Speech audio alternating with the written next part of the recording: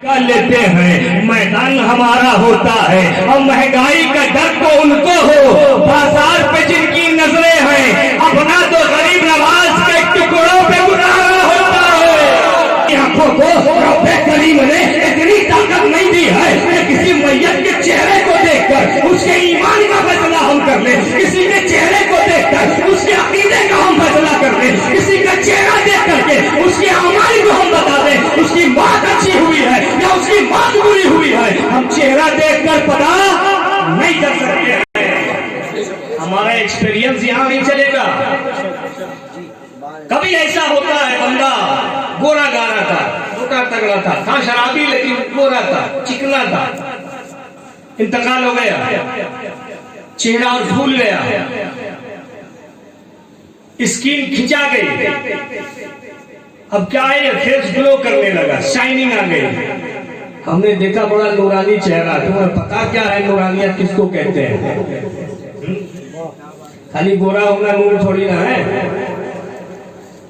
कोई नमाजी तो था मगर सांवला था या काला था, ऊपर से बीमार पड़ गए, साल 2 साल बिस्तर पे रह गए, चेहरे में झुर्रियां पड़ गई। और जब इंतकाल हुआ तो हमने समझा था तो नमाजी मगर चेहरे पे नूर नहीं है। तो ऐसे फैसला ना करें, आका अलैहिस्सलाम ने हमें प्यासा नहीं रखा है पैदा होने से लेके कब्र में जाने तक, बल्कि मैदान महशर तक क्या ऐसी बातें हैं जो आका ने बताई नहीं है? तुम सीखते क्यों नहीं हो? आका अलैहिस्सलाम ने 3 निशानी बताई, बड़े गौर से सुन लीजिए, ये बड़े काम की बातें, तकलीफ नहीं समझिए मैं आपसे। आका अलैहिस्सलाम ने बताई है, वो 3 निशानी मिल जाए या उनमें से कोई एक मिल जाए खुश हो जाए, चर्चा करें, बताएं लोगों को। और अगर न मिले तो खामोश रहिए, चुप रहिए, बोलने की जरूरत नहीं है। जिंदगी भर तो हमने खींचातानी किया है, अब मर गया बेचारा, अब छोड़ दीजिए, अब उसने जो किया वो पालेगा। अब बुराई करके उसका ना आप कुछ बना सकते हैं न बिगाड़ सकते हैं।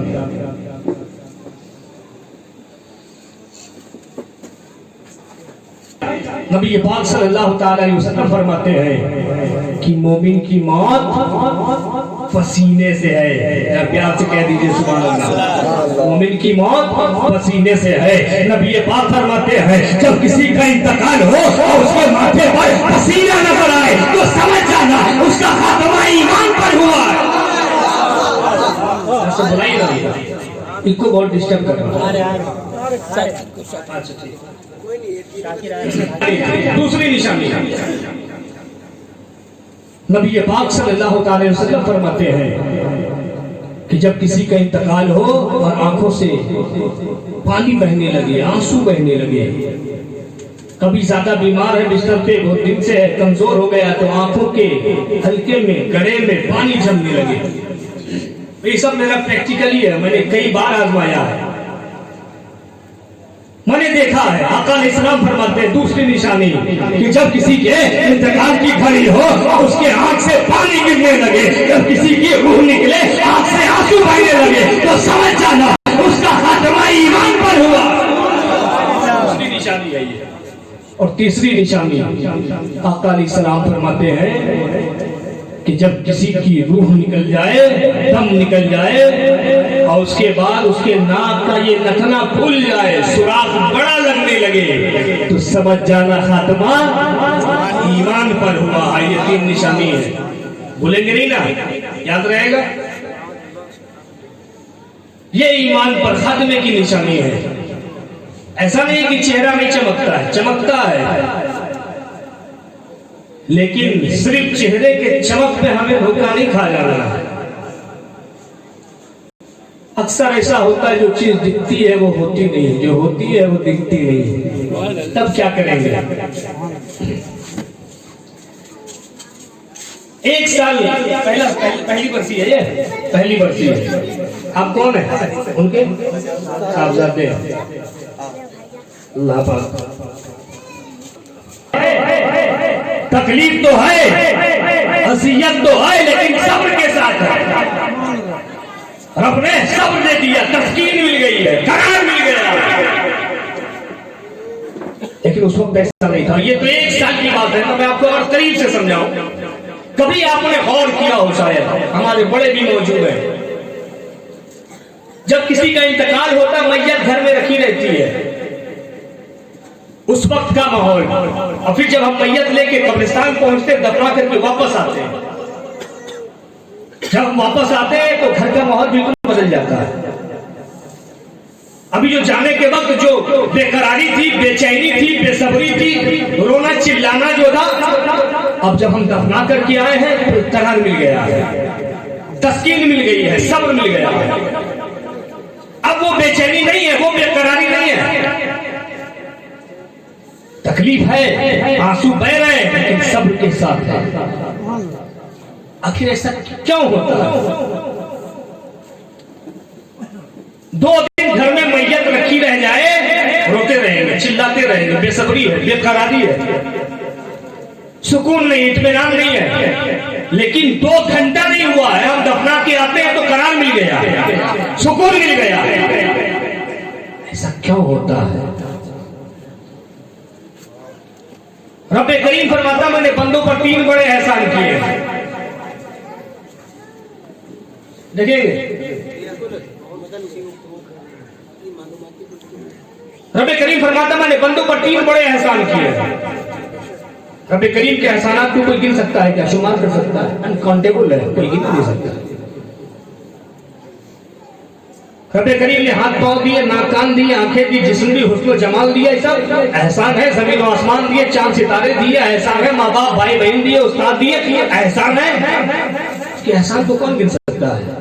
लेकिन इन एहसानों में रब कहता, मैंने 3 बड़े एहसान किए। वो 3 बड़ा एहसान क्या है जो सबसे बड़ा? रब करीम फरमाता है, मैंने अपने बंदों पे 3 बड़े एहसान किए। पहला, मैंने अपने बंदों पर पहला बड़ा एहसान ये किया कि दाने में घुल लगा दिया, अनाज में घुल लगा दिया। हम कहेंगे इसमें एहसान की क्या बात है? हमारी तो समझ ही में नहीं आ रहा। दाने में घुल लग गए, अगर अनाज में घुल लगे हैं तो ये तो हमारे लिए परेशानी की बात है। हमारी माँ बहनें बैठी है, उनको परेशानी हो जाती है, चूनो, फटको, छानो, सुखाओ, भिगाओ, झमेला है। एक बोरा गेहूं रखा, चावल रखा, आधा बोरा हो गया, आधा घूम खा गया, तो हमारे लिए तो परेशानी है ना। इसमें एहसान की बात क्या है? देखिए, परवरदिगार फरमाता है कि मैंने बंदों पर पहला बड़ा एहसान ये किया कि दाने में घुल लगा दिया, अनाज में घुल लगा दिया।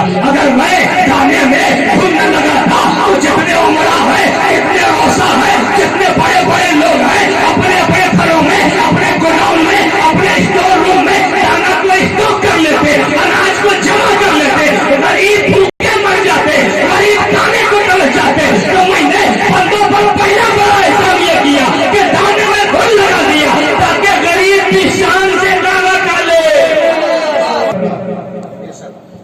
मैंने बंदे पर दूसरा बड़ा एहसान ये किया कि मुर्दे को सड़ने वाला, गलने वाला बनाया। फिर हम सोचेंगे इसमें एहसान की क्या बात है, हमारी समझ में तो आता ही नहीं। मुर्दा सड़ने वाला, गलने वाला है, तभी तो अगर शाम में इंतकाल हो गया, कल दफनाना है, गर्मी का महीना है, बर्फ लेके आओ, बर्फ को लाना परेशानी, उसको लगाना परेशानी, उसको बहाना परेशानी, पैसा अलग खर्च होता है। हमें तो फिर ठंडे घर में रखिए। एहसान क्या है? ये तो हमारे लिए परेशानी है, अज़ियत है, तकलीफ है। लेकिन रब फरमाता है, मैंने बंदों पर दूसरा एहसान नहीं, बड़ा एहसान किया कि मुर्दे को सड़ने वाला, गलने वाला बनाया। अगर मैं मुर्दे को सड़ने वाला ना बनाता, गलने वाला ना बनाता, तो फिर कोई भी अपने अजीज को दफनाना पसंद ना करता, सब अपने अपने घरों में रख लेते। फिर ऐसा होता कि घर में मुर्दे ही मुर्दे रखे रहते, जिंदों को रहने के लिए जगह न मिलती, और जब घर में मुर्दा रखा रहता तो हम हमेशा बाता रहता। हो नहीं सकता है कि बेटे की लाश रखी हो और वहां हस्ती नजर आ जाए। तो मैंने बंदों पर दूसरा बड़ा एहसान किया कि मुर्दे को सड़ने वाला, गलने वाला बनाया। माशाअल्लाह, कि मुर्दे को दफना दिया जाए और गम हमेशा ताजा न रहे। किसी बेटे की लाश रखी हो, 10 साल रखी हो, क्या माँ हंसती भी नजर आएगी? हो नहीं सकता। और 10 साल तो वो जी नहीं पाएगी अगर लाश रखी हो। साल 2 साल में माँ खुल के खत्म हो जाएगी बेटे के सदमे में। तो रब का एहसान है ये। दूसरा बड़ा एहसान, अब रब्बे करीम का तीसरा बड़ा एहसान सुन ले। परवरदिगार फरमाता मैंने बंदों पर तीसरा बड़ा एहसान किया। ये तीसरा बड़ा एहसान मैंने ये किया, जब किसी का इंतकाल हो जाता है तो उसके घर वालों को, उसके अजीजों को, उसके प्यारों को मैं सब्र दे देता हूँ, मैं करार दे देता हूँ, मैं तस्कीन दे देता हूँ। अगर मैं दिलों को सब्र न दूं, बेसब्र रखूं, बेसबूर रखूं, बेकरार रखूं, तो फिर एक के सदमे में एक के सदमे में एक का इंतकाल होता चला जाएगा, घर का घर वीरान हो जाएगा, बस्ती की बस्ती वीरान हो जाएगी। तो मैंने बंदों पर तीसरा बड़ा एहसान किया कि जब किसी का इंतकाल हो जाता है तो उसके घर वालों को मैं सब्र दे देता हूँ, उसके अजीजों को मैं करार दे देता हूँ। तीसरा बड़ा एहसान परवरदिगार का।